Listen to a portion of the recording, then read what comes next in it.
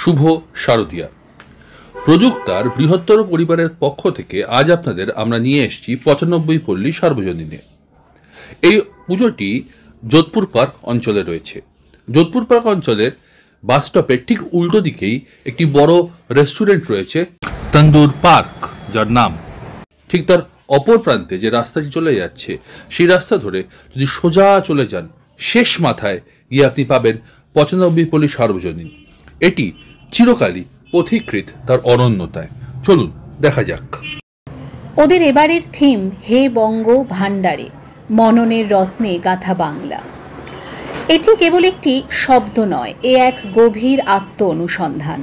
বাংলার সেই অমূল্য ভাণ্ডারের কথা বলা হয়েছে, যেখানে রত্ন বলতে বোঝানো হয়েছে মানব রত্ন, সেই সব মনীষী যারা আমাদের চেতনার আলো জ্বালিয়েছেন জ্ঞানে, কর্মে, সাহসে এবং সত্যে। যারা হয়তো রাজসিংহাসনে বসেননি, তবু রাজকীয় ছিল তাদের চিন্তা, সৃষ্টি ও আদর্শ।